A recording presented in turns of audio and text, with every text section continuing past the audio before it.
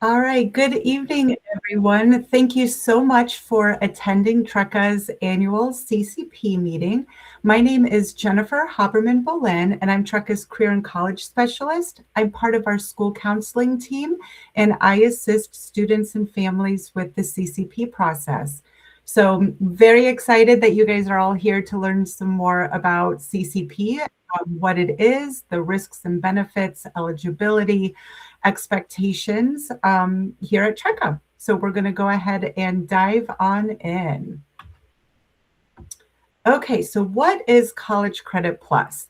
College Credit Plus is Ohio's dual credit program. So it is a way for students to earn both high school and college credit at the same time. It is open to Ohio residents in grades 7 through 12 that are enrolled in a public or private high school or are homeschooled. I do always like to mention here that TRECA is a public high school. So even though students do their work at home, they are not homeschool students. We're part of the public high school.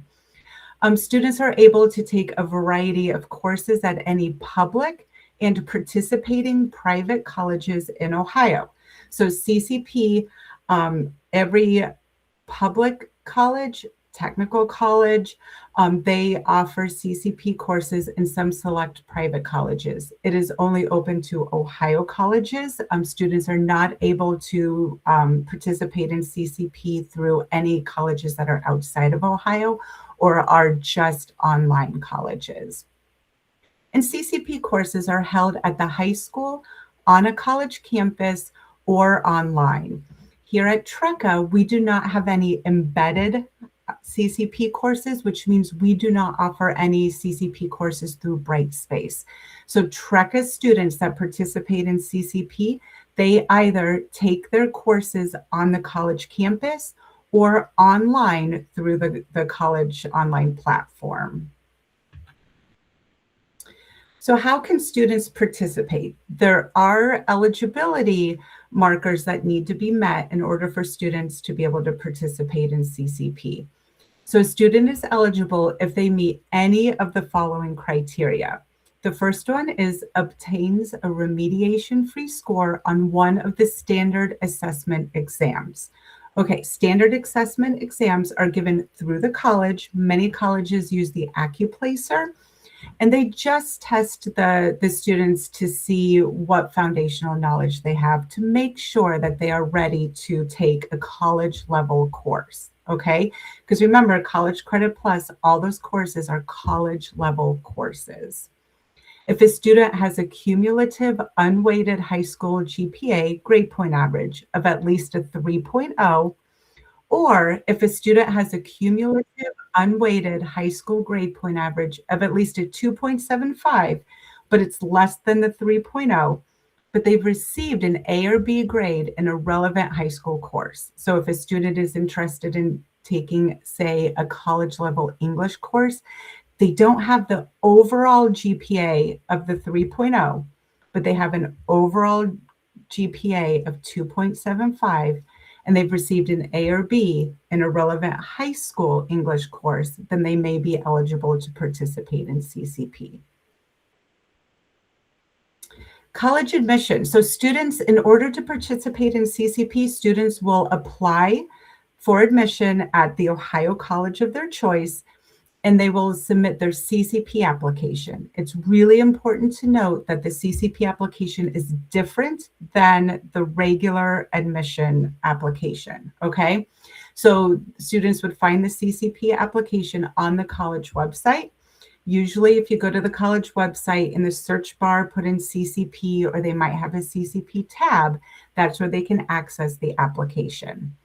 Once the application is submitted, it is reviewed per the requirements of the college that they apply to, okay? Each college sets their own specific CCP requirements as well. So if want to kind of compare different colleges, you can go to their webpage, see what their requirements are, access their application, submit it, and then it'll be reviewed.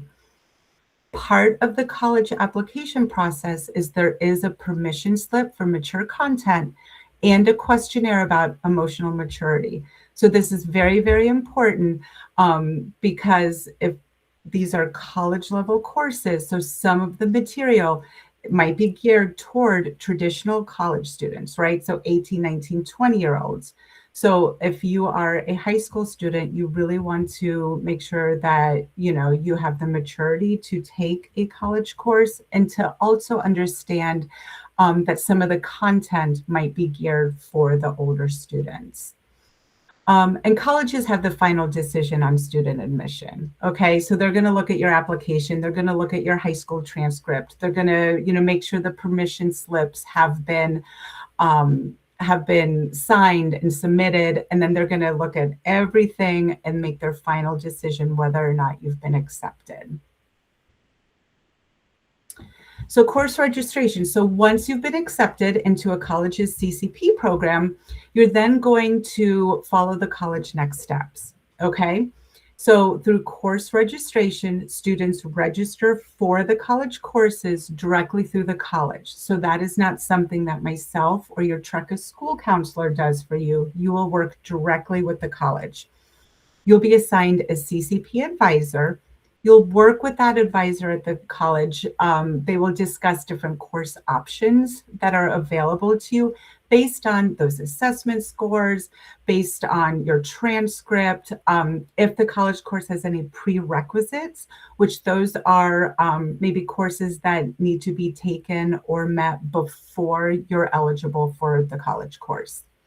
Of course, your school counselor here at TRECA, we are here to help as well. We will help you understand your graduation requirements, and we'll also help you understand the CCP course substitutions. So CCP is also known as, the dual credit program. So CCP course substitutions would be, let's say you want to take a college level English course, okay?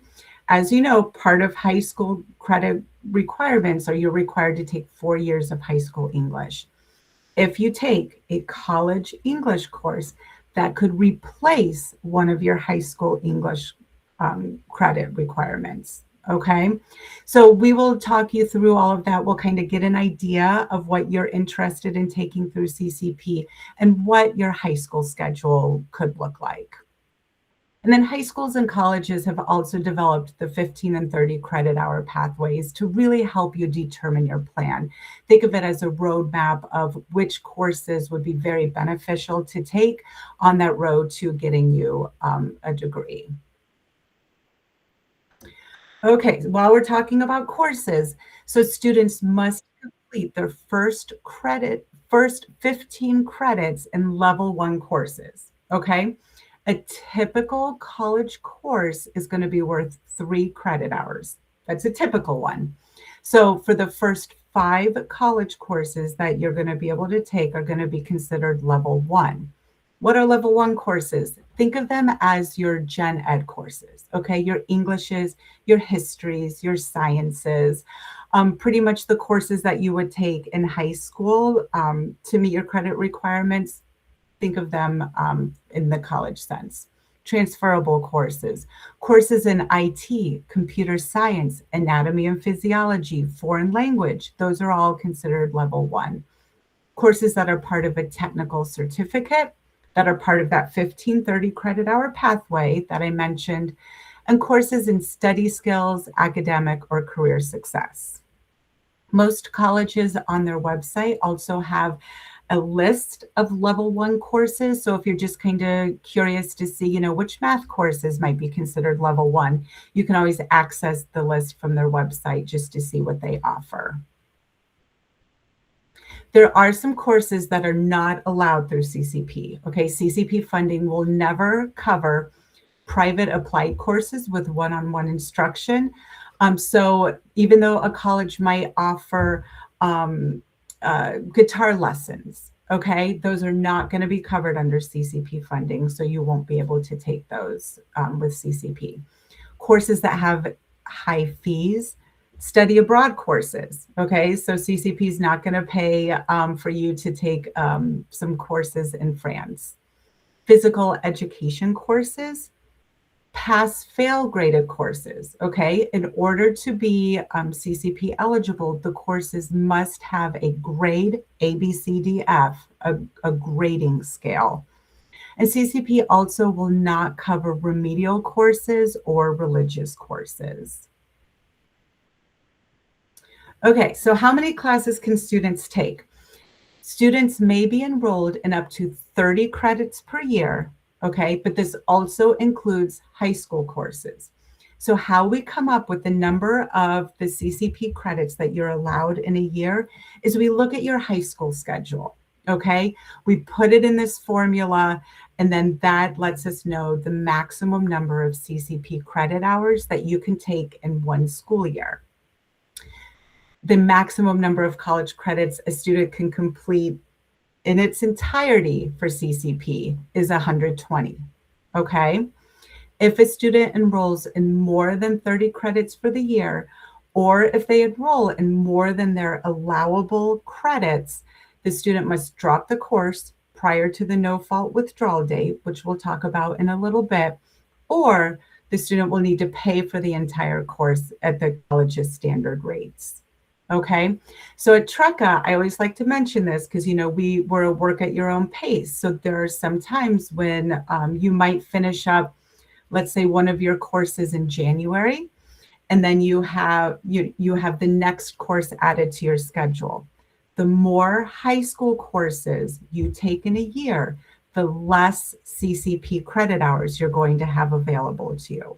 Okay, so just always keep that in mind as you're finishing up courses and you're participating in CCP. We just always want to make sure that we know how many CCP credits you're allowed. Grades, the final grades that are earned in the college course, that will be the same grade that is required on your high school transcript. Okay, so that's where the dual credit comes in. So any CCP course that you take is not only going to be recorded on your high school transcript and factored into your high school GPA, but you're starting your college transcript. So you're starting your college GPA. So that one CCP course is going on two different transcripts. Okay, and that college transcript will follow you from college to college. So let's say you participate in CCP through Marian Tech, which very excited we'll be hearing from Marian Tech's CCP program in a bit. So let's say you participate in CCP through Marian Tech, you've started your college transcript, and then you decide after you graduate you want to go to Bowling Green. That Marian Tech transcript is going to follow you to Bowling Green, okay? And that college GPA is going to follow you as well. Grade weighting. High schools must weight all advanced standing courses in a subject area consistently. So CCP is weighted the same as AP or honors courses. Here at TRECA, we do not have weighted GPA. Our GPA is unweighted, and we don't offer AP or honors courses. But other high schools might. So if you transfer out of TRECA and you're participating in CCP, know that your CCP course will be weighted as AP and honors courses. Okay, another consideration, selective service. So male students who are at least 18 years of age and Ohio residents are required to be registered with the selective service system. So if you're participating in CCP, you are required to provide your selective service number to the college that you're participating through within 30 days of your 18th birthday. If you do not submit that selective service number, then it will result in you not being considered a CCP participant for that semester or that term, and you could be responsible for the tuition, textbooks, fees that are associated with the course. Okay, so there are many, many differences between high school courses and college courses, okay? The first one, study time. So high school, a lot of times required homework could range between 1 to 3 hours per day, okay? In college, the expectation is that you will spend 2 to 3 hours of studying or reading for each hour of class, okay? So if you take a CCP English course, the expectation is that you're going to be spending 2 to 3 hours outside of that class prepping for the class. Knowledge acquisition. In high school, you have your teacher. So, when you're going through your class, the teacher is providing the instruction, assignments, they go over everything that is going to be on tests, quizzes, and they really help you learn the information. At the college level, the expectation is much of that work is done out of class in advance to the class discussion. So if you're taking an English course, they might expect you to do the readings, have your outline for your essays or whatever it might be prior to you showing up to the class, so then you can discuss everything. So you're doing the prep work outside of the classroom. And then tests. In high school, many times, in each course, tests might be weekly or at the end of each unit before you move on to the next unit. So there's quite a few tests and quizzes. In college, they're less frequent, okay? And they cover more material. So they might be worth more points or a bigger percentage of your grade. Something else that I like to mention here is in college, on the first day of class, or maybe even a couple of days before class starts, you're going to get a class syllabus, which is an outline for that college course. It is going to let you know these are the dates of the tests and quizzes, or papers might be due, projects might be due. You need to read that syllabus from the very beginning to the very end, okay? Because if a college course says a paper is due on February 13th, that paper is due on February 13th, okay? They have very strict deadlines of when projects, papers, and tests are. And if you miss that deadline, the professor might not let you make up that work. I kind of covered this grades. In high school, you've got, numerous chances to bring that grade up if maybe you don't score as high as you would hope to on, tests or quizzes. In college, much fewer tests, fewer homework assignments, if any. They might give homework assignments and they expect you to do it, but it's not graded. They just expect you to do it in preparation for the next class time. Another big thing, role of parents and guardians. For you parents and learning partners that are here, at the high school, we love that when you advocate for your student, we want you to be involved. We want you to contact the teachers, the advisors, the school counselor. We are here to have you be part of the team. At the college level, it is student driven, okay? The student has much more responsibility. We still want parents and learning partners to be involved, but they're more as a mentor or support to the student. If a parent or learning partner contacts a professor or the CCP advisor at the college level and just wants to know, hey, how's Johnny doing in the class? I just want to make sure they're doing okay. The professor will likely not talk to you. The CCP advisor will be like, we really need to talk to the student. So it's the student is kind of the VIP and everybody else is a mentor or support to them. And then accommodations. In high school, parents and students work with high school staff to determine whether or not, a student is eligible for an IEP or 504 plan. At the college level, the student works directly with the college staff to determine if accommodations are needed. So if a student has an IEP or a 504 at the high school level, it does not mean that it will be automatically accepted and those accommodations will be given at the college level. Okay, so if you are on an IEP or 504 plan and you want to participate in CCP, reach out at the college level to see if any of the accommodations on those plans will be given at the college level. Okay, so what does it mean to be college ready? Being college ready is so much more than just being academically ready, okay? As we know, we are all so much more than just our GPA, just what our GPA is. So things to consider, emotional and social transition. Consider the college expectations. Consider your time management and organizational skills. Do you find that you are always kind of playing from behind in your high school courses and you're scrambling to get the work done, or you're scrambling to prepare for a test? maybe that's something you would need to work on before taking a college course. Organizational skills. Do you have outlines that you keep? Do you put reminders in your phone or by your computer when you're doing your work of when certain things are due? These are all things to consider. Parents and learning partners, if you find you really have to get on your student to, come on, you need to log in, you need to do your work, let's stay focused. Those are all things to consider because as we talked about, college courses and college expectations are really that the student is going to be present and do the work outside of the course so they're ready for when they're in the class.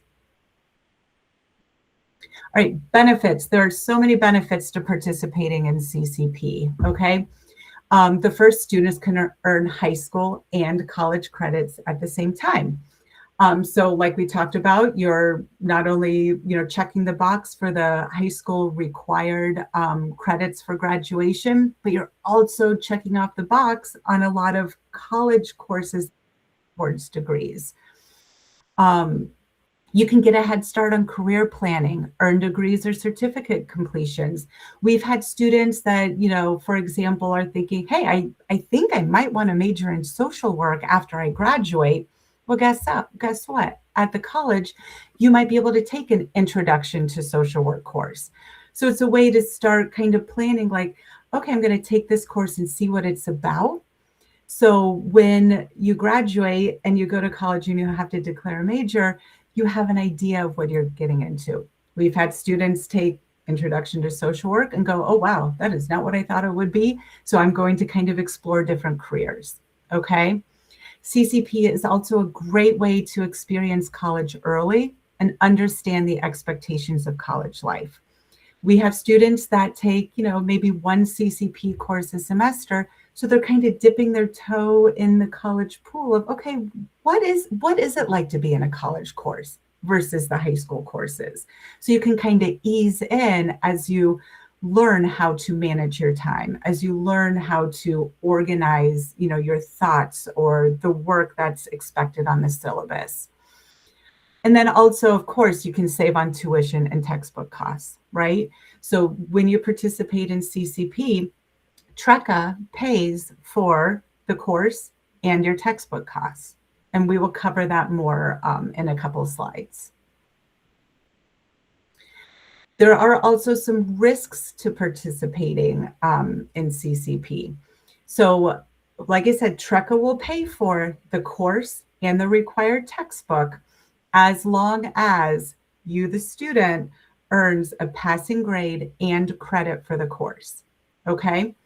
So we may ask you to reimburse us the cost of the course if you do not earn a passing grade, or you withdraw after the no-fault deadline at the college and do not receive credit. So when you register for college courses, you're going to get a bunch of dates. This is where that organization comes in play, okay? You're going to get a bunch of dates. The first one is a no fault deadline, no penalty deadline. Every college kind of has their own title for it.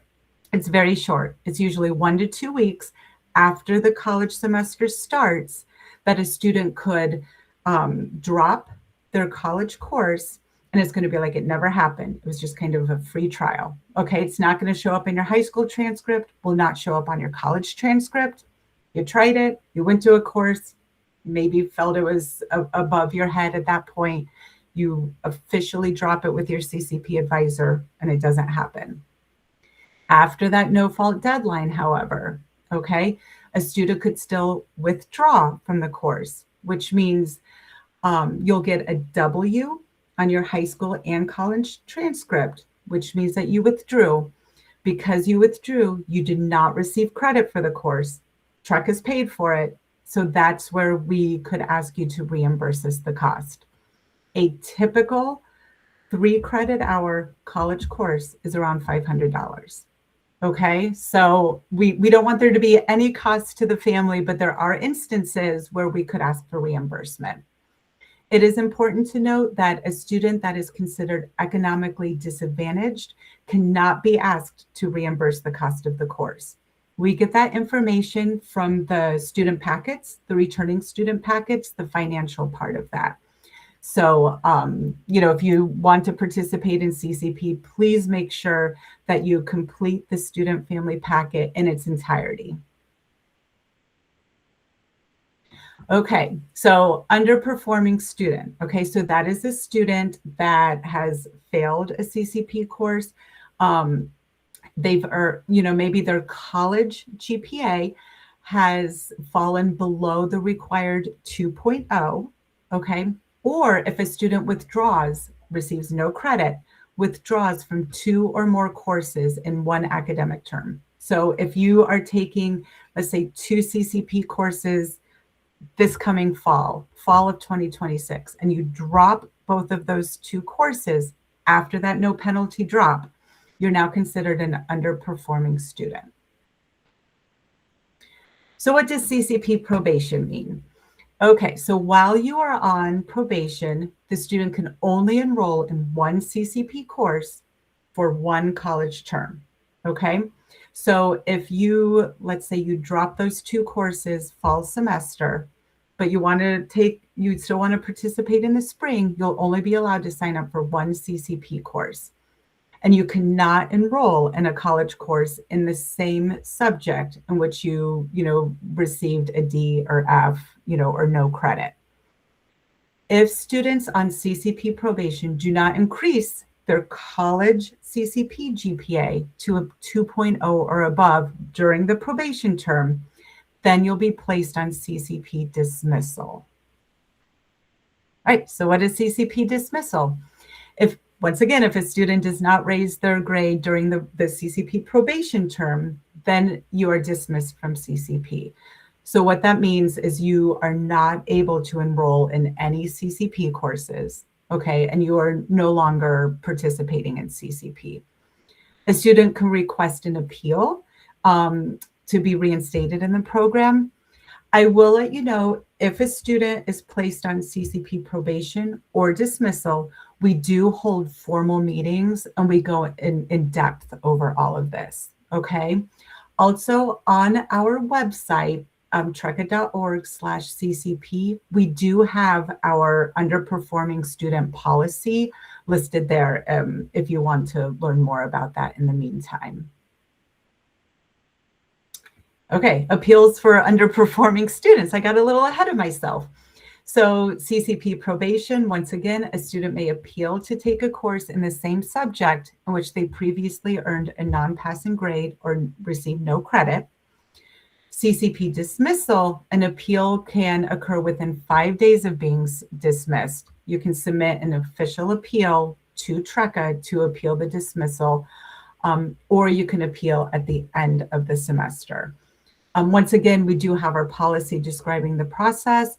It is on our website.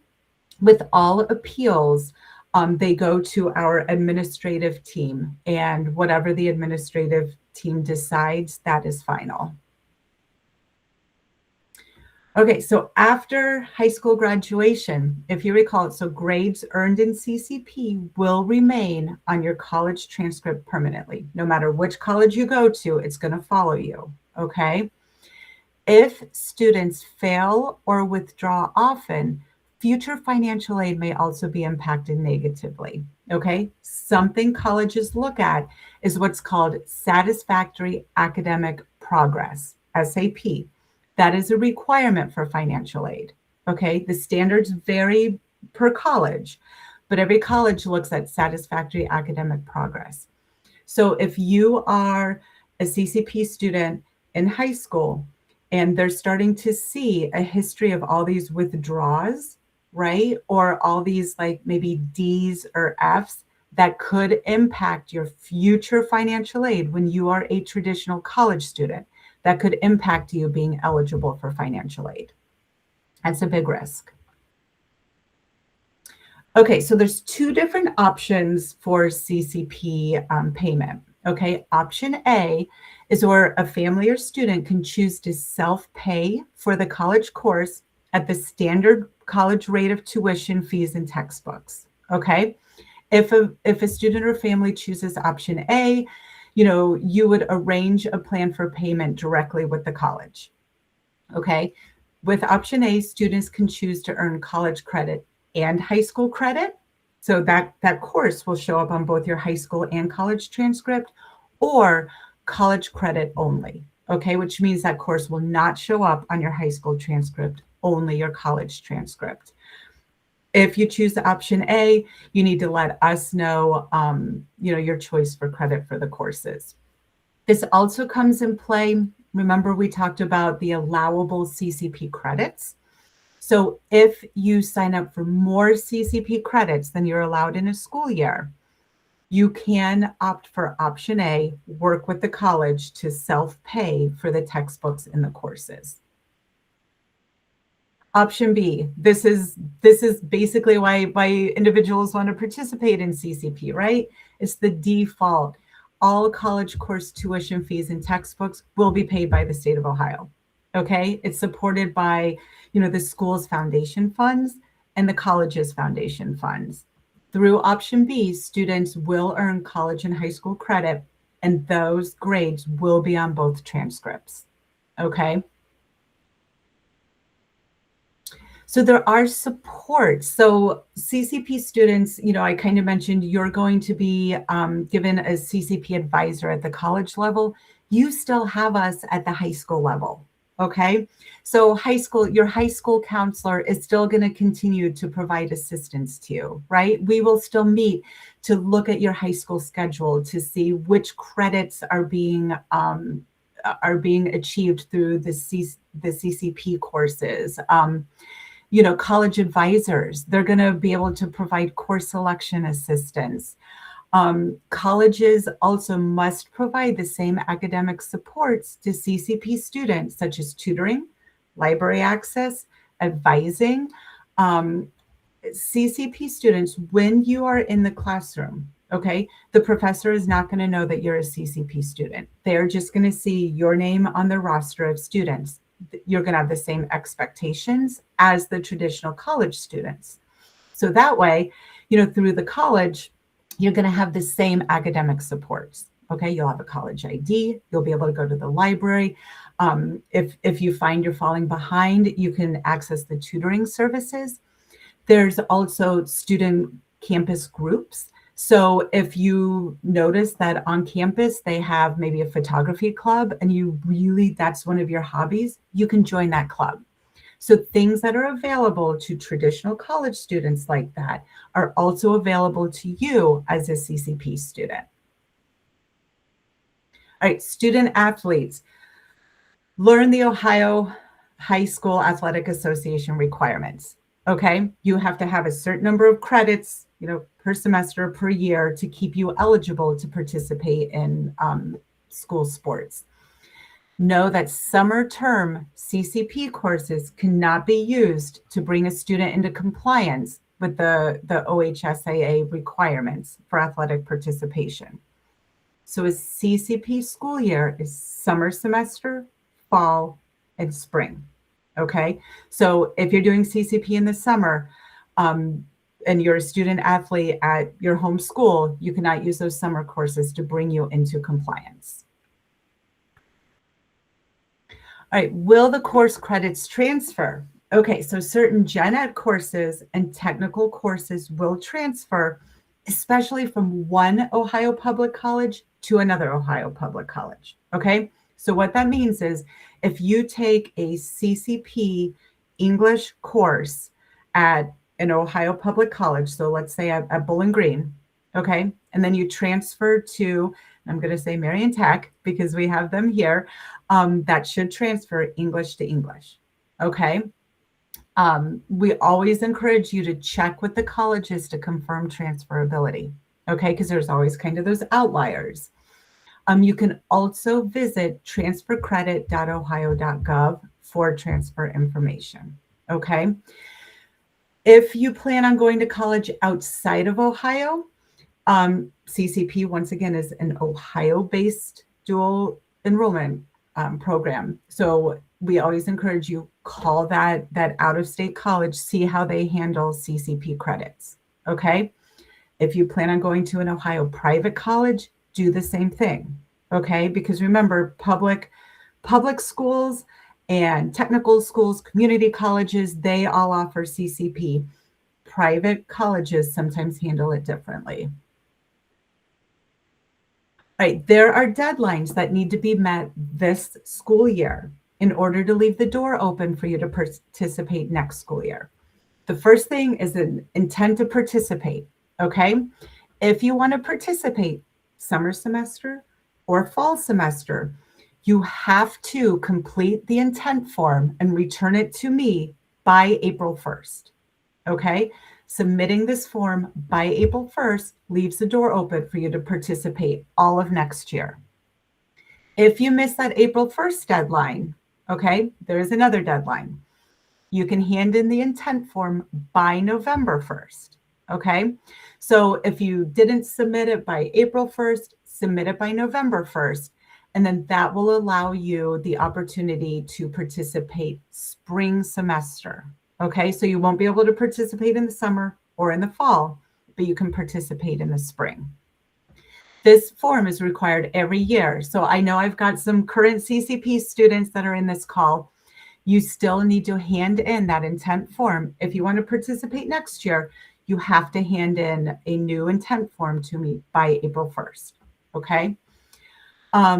Encourage you to check ACT and SAT testing dates.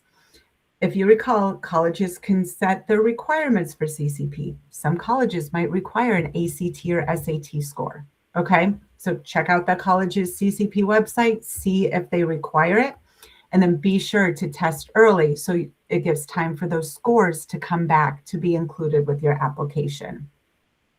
And then there are semester deadlines.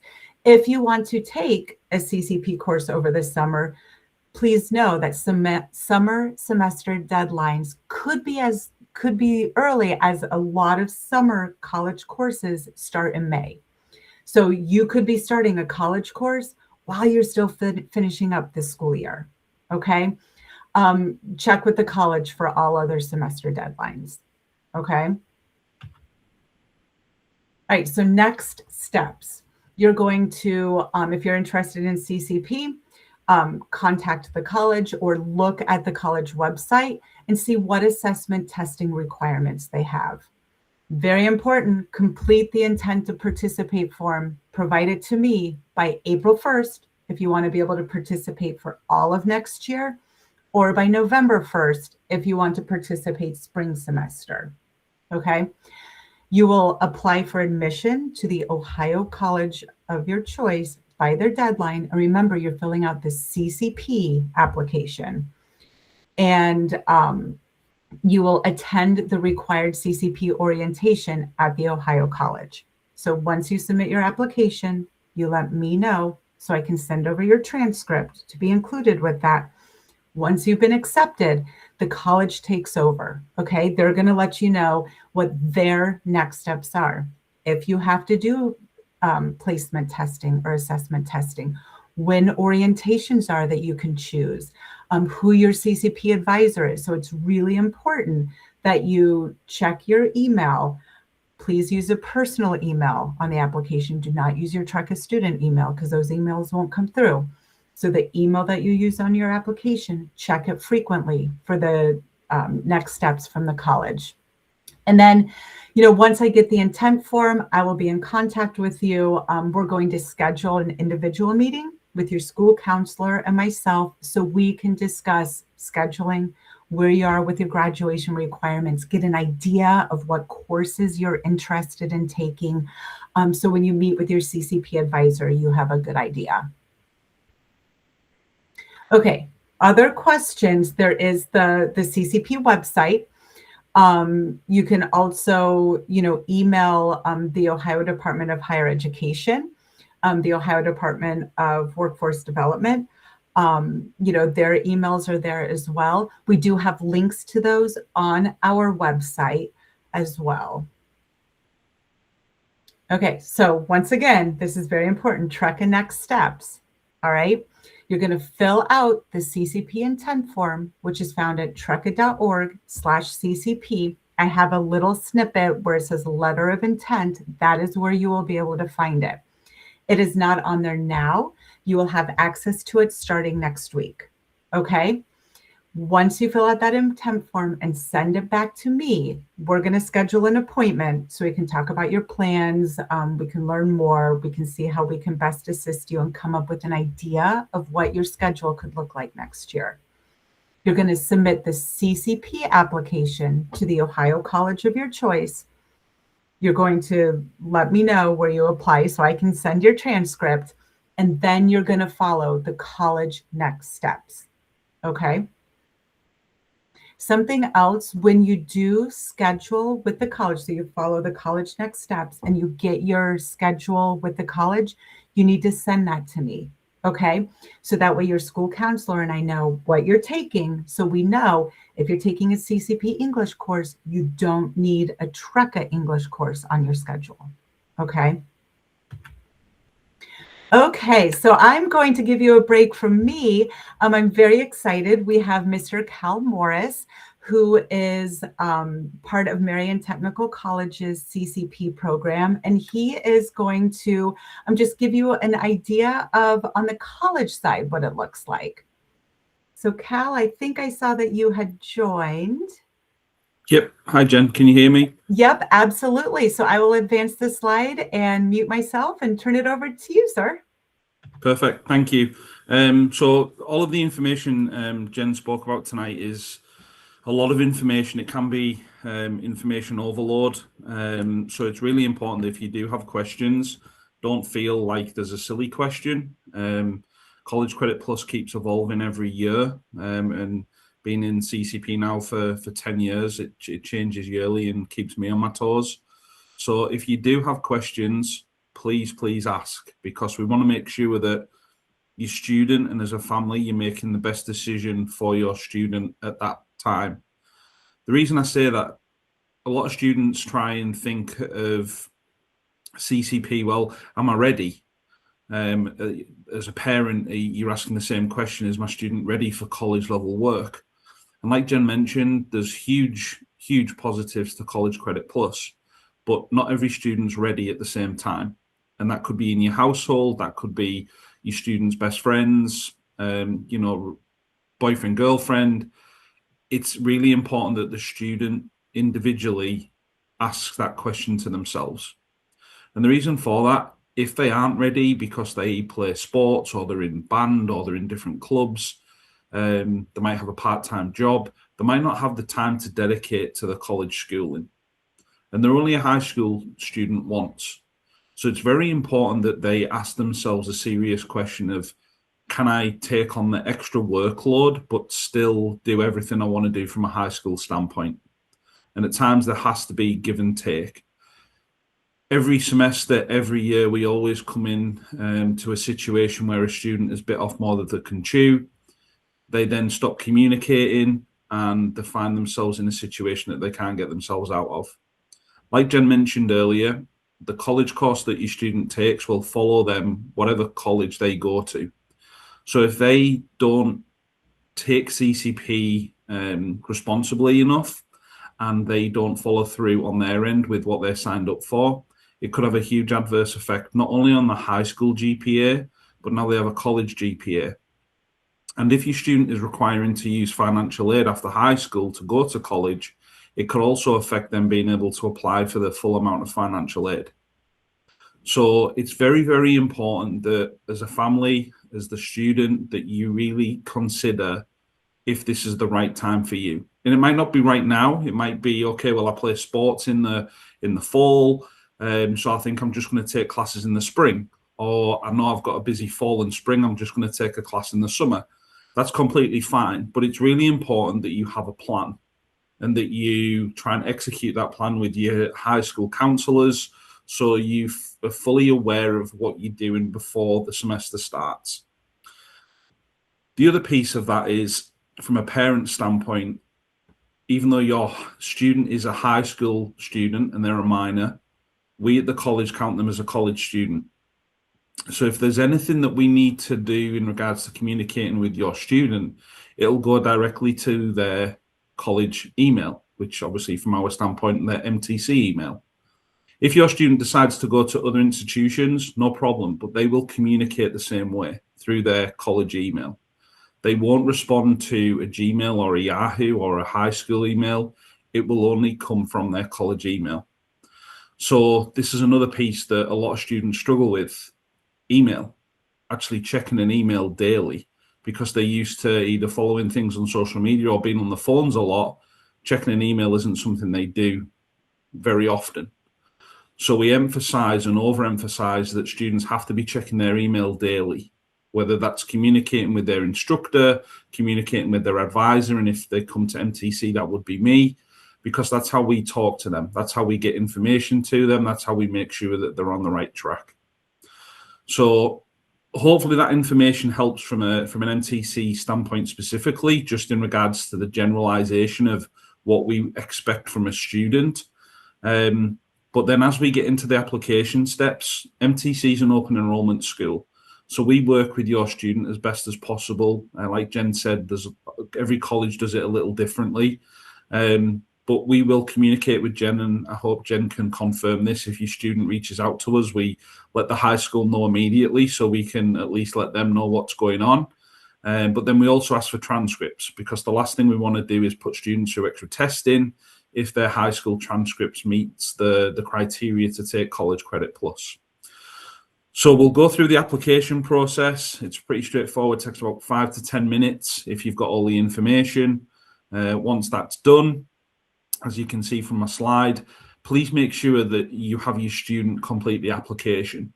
Yes, parents, I love the fact you want to help, but don't fill it out for them. Don't put your email or your social security number or your date of birth or even your name.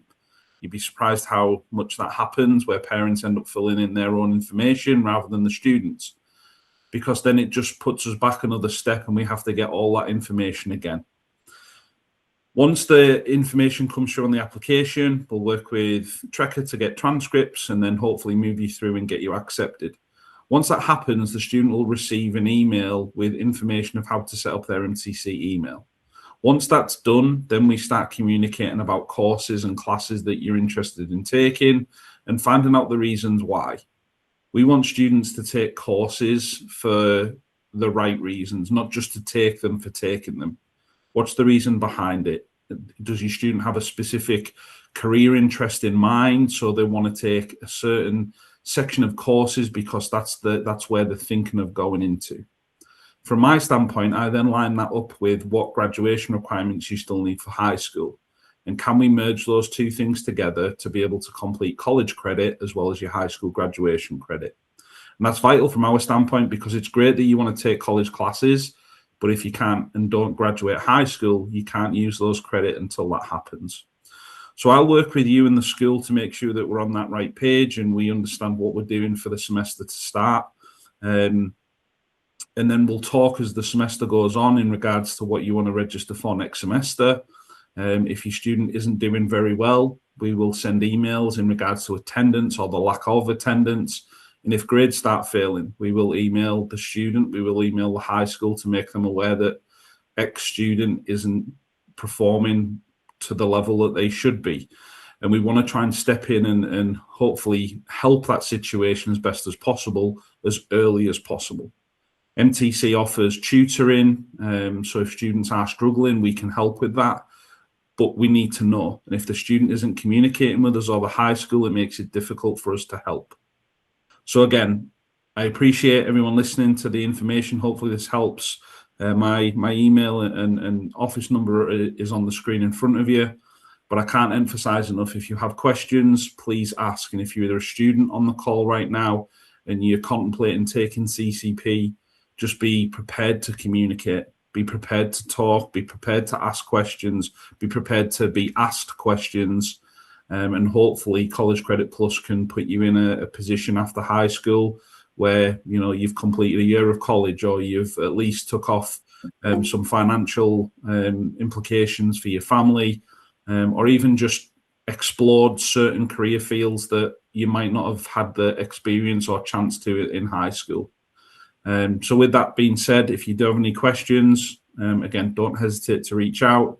I'm sure Jen can send an email with my contact information afterwards. So if you do have questions, please don't hesitate, and I'm happy to help. Awesome. Thank you, Cal. Yes, Very welcome. communication, like Cal said, communication is key. And, to have the communication come from the student, obviously the parent learning partner can be there to support, but really the communication, CCP is student driven. So it needs to come from the student. Excellent.